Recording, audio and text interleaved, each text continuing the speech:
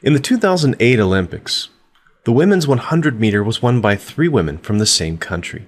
Shelly Ann Fraser, Sharon Simpson, and Karan Stewart are all three from Jamaica and placed gold in a two-way tie for silver, respectively. Jamaica has a population of 2.7 million people, 1/100th of the population of the US, and an economy about 1,000 times smaller than the US. Yet they outperformed the US team in this event. Jamaica, in general, does well in Olympic sprinting events for a country of their size and economy. It's a matter of national pride. The question I'd like to answer in this video is, why are Jamaicans so good at sprinting? Do they have some racial ability for fast sprints? Is there some genetic variation crafted by natural selection that has lent them a slight advantage? It's an interesting question, and should be something we can answer from the science of human population genetics. We'll ask some related questions as well. For example, Ethiopians and Kenyans tend to be overrepresented in marathon events, but not Jamaicans, or for that matter, Ugandans or Tanzanians. It's also been pointed out that there's a gap in the IQ measurement of people who self-describe as white versus black Americans.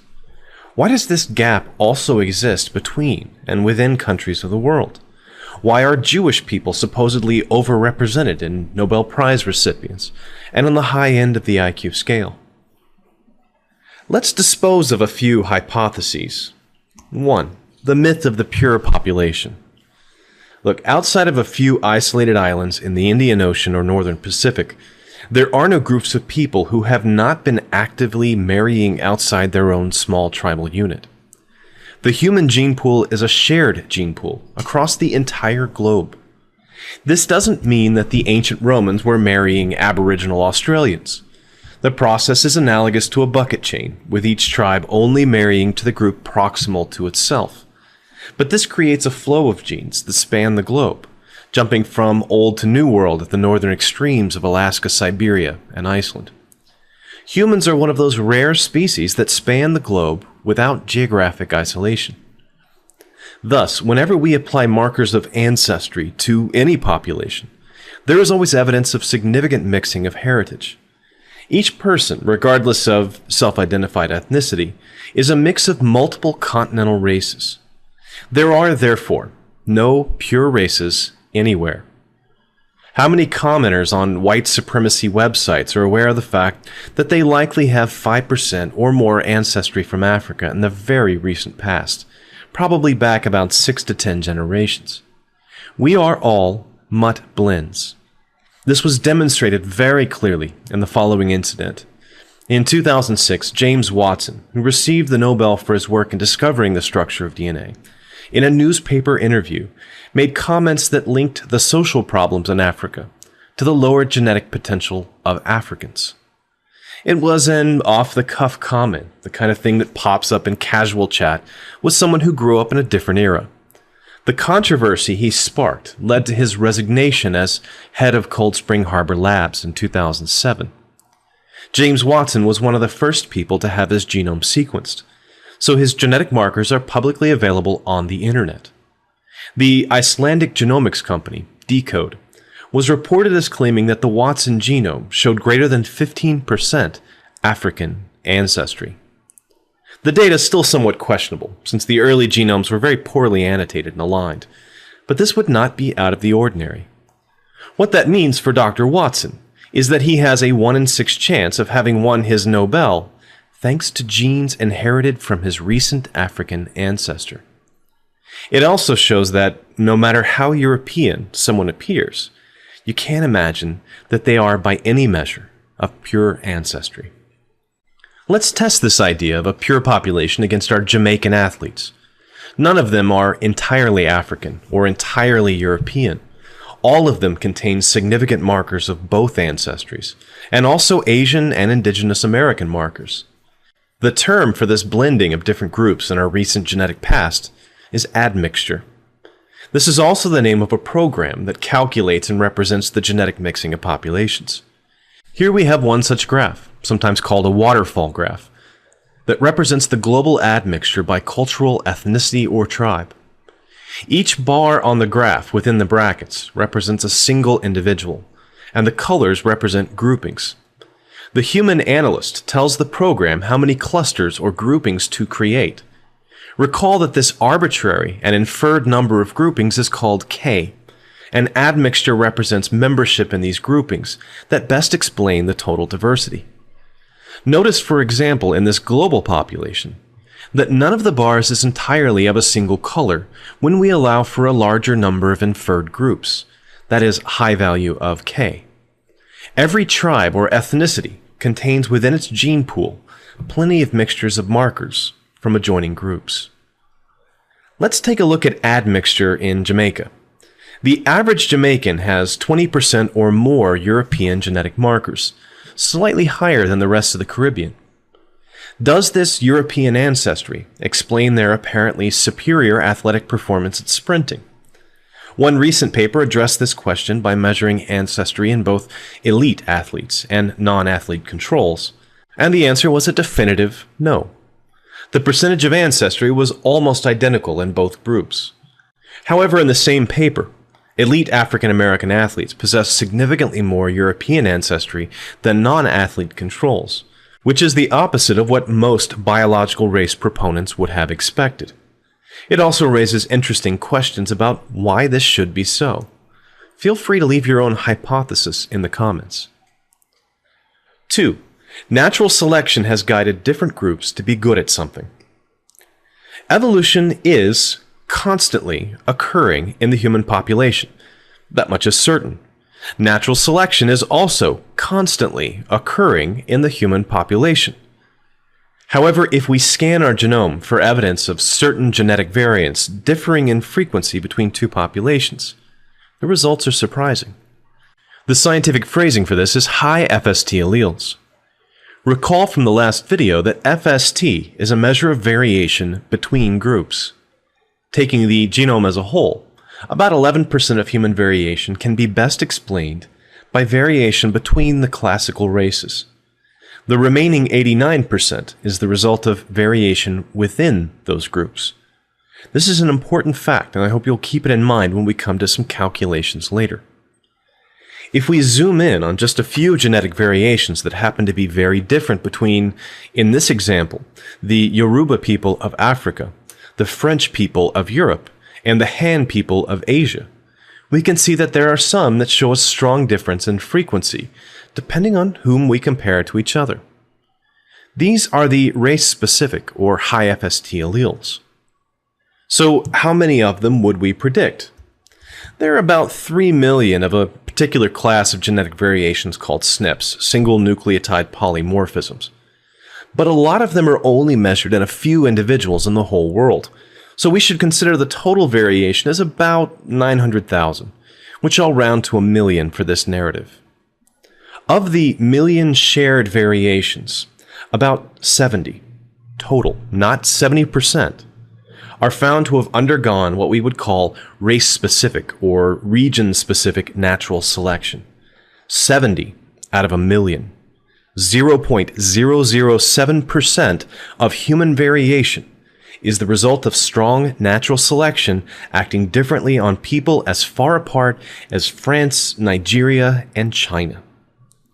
What genes do we find that show evidence of positive selection in different areas of the world?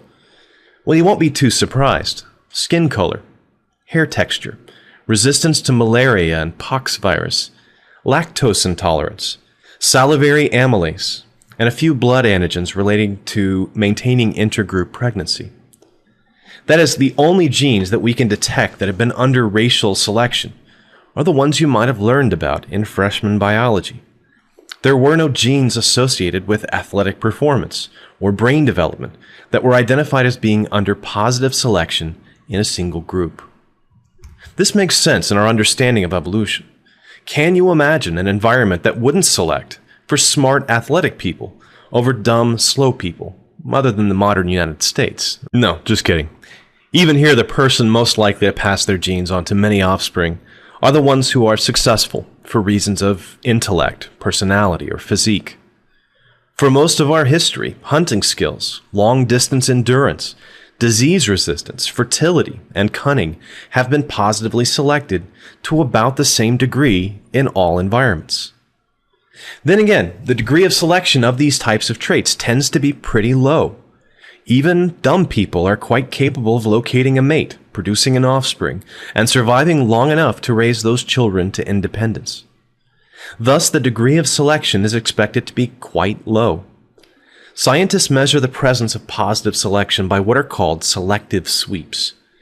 This means that random junk DNA just around a gene that is being selected for tends to be highly conserved across the entire group, where it would normally just randomly mutate in the background if it weren't right next to a gene variation that is being preserved by selection. When we measure those genes that show selective sweeps, then back calculate the degree of selection needed to explain the conserved variation, it comes out to less than 1% fitness increase. That is, in those genes, which are acted on by natural selection differently between different population groups, the effect is really, really weak, less than 1 in 100 difference in relative survival. So what this allows us to do is to toss out strong selection on human populations, on anything other than disease resistance and skin pigmentation. There could still be even weaker selection than 1 in 100 difference, but it would be hard to distinguish from background variation. What many proponents of biological race differences are really saying is that running from lions in Africa produces superior runners but inferior brains, where the European or Asian was less reliant on physical prowess and more likely to need social or intellectual skills at the expense of brawn. This is a ridiculous, unscientific idea, and smacks of Lamarckism, the idea that the struggles and desires of the parents produce advantageous changes in the children. The genomics data suggest very little adaptive change in human populations, and very little positive selection for desirable traits that differs between groups. So if strong positive natural selection accounts for about 1% of differences between groups, and the total variation between continental groups is about 11%, why are those two numbers so different? The remaining variation is the result of founder effects, genetic drift, as well as what is called background selection. That is, when ancient humans left Africa to colonize Asia, Europe, Australia, and the Americas, they represented only a small group of individuals, sampled from a much larger, more diverse population. In most cases, what happened is a natural bottleneck in the population. Gene variations that had been present in the African population never made it to Asia or Australia. Thus, if we were to generate a proper family tree of humanity, and if it was to represent all of human diversity, it would have to be rooted in Africa. Out of every 10 branches, a good 7 or 8 would still reside in Africa. Europeans, Asians, Australians, and the first Americans might all be twigs off a single branch. We might call the branches, for example, Pygmy, San, Yoruba, Bantu, and then all the non-Africans would be lumped into Amero-Eurasian, with Australian Aborigines possibly being their own branch. There is one other contribution that is still the subject of active research, and that is ancient hominid admixture. You may be familiar with the fact that Neanderthal markers are suspected to be present in all living humans, though far more in non-African groups. While this has not been definitively established, and may be the subject of a future video, we have reason to believe that there was some intermixing between anatomically modern humans and the Neanderthals, possibly other ancient hominids. We can set an upper bound to this contribution at about 3% of markers. There are some pretty silly ideas that Europeans somehow contain genes from Neanderthals that Africans do not possess. This is simply not the case. At most, there are some variations in certain groups of modern humans that are best explained by admixture with these ancient hominids. These same variations are also found in Africans, but at a much lower statistical frequency. If you're relying on Google or the popular press for the facts on this topic, you most likely have them completely wrong. Let's return to the topic of why Jamaicans do so well at Olympic sprinting events. How much of that is cultural and how much is heritable? We already have the numbers we need to make an approximate calculation. We established early on that about 11% of genetic diversity is best explained by differences between continental groups, the FST measurement. To what degree is athleticism heritable? If we propose a very large number, like 50% for example, then the racial sprinting ability of a Jamaican can at most be 1/2 of the FST value of 11%, or about 5 to 6%. If the heritability is more like 20%, a more realistic number, then we're talking about 2% of someone's talent being the result of their membership in a particular continental group. At the level of Olympic performance, where the difference between a silver and gold medal is measured in microseconds, this slight genetic advantage could translate to something actually measurable. A large country, though, should still have an advantage, as there are no performance genes denied to any population anywhere. We see this in the sudden dominance of Chinese athletes in all categories of Olympic sport. At best, we could say that there are 2 to 6% more people per capita in Jamaica versus Ecuador, with exceptional genetics for sprinting. But this small difference certainly doesn't account for the large imbalance in Olympic medals.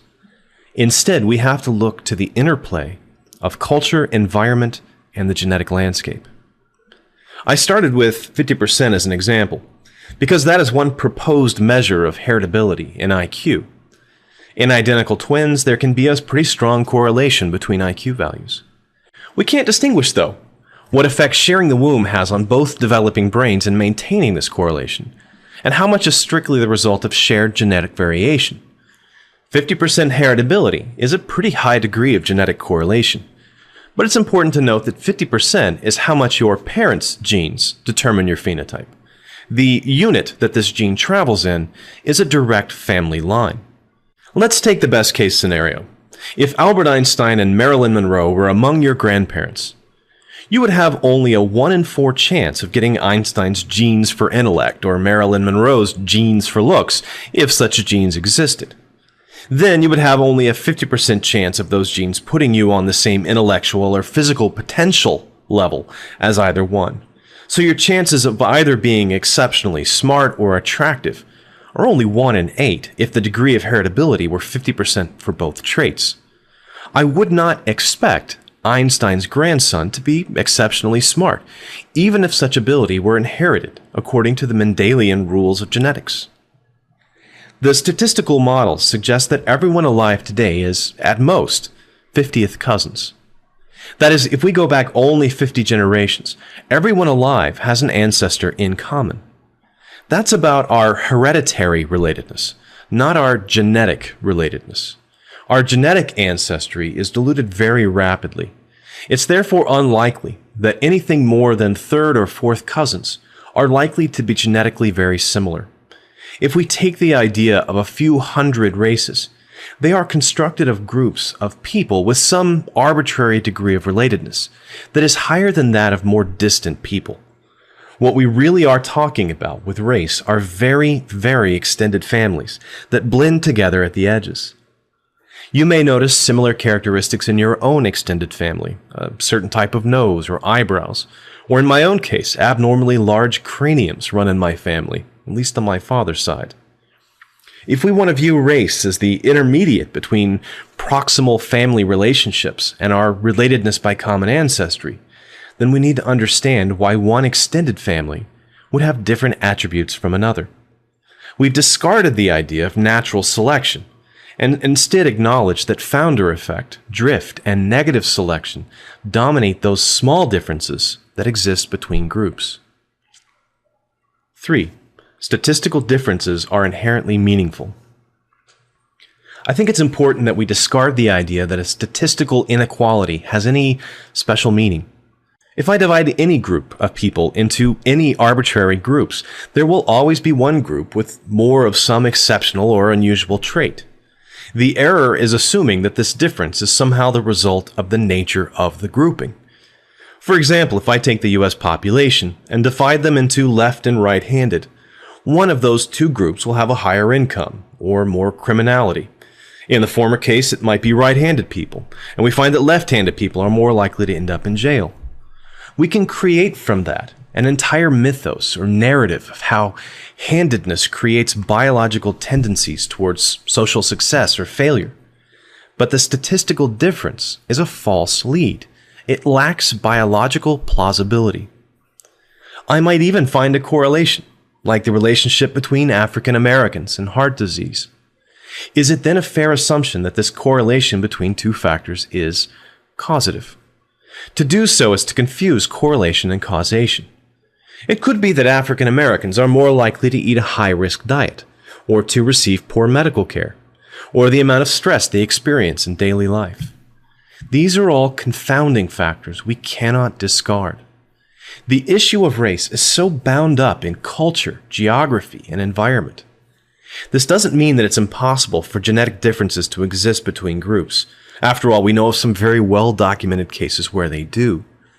But it means we approach each of these cases with a high degree of skepticism. This isn't about political correctness. It's about our ability to fool ourselves, our tendency to fall victim to our own confirmation bias. Biological race is an idea that dominated human population genetics and anthropology for the last several hundred years.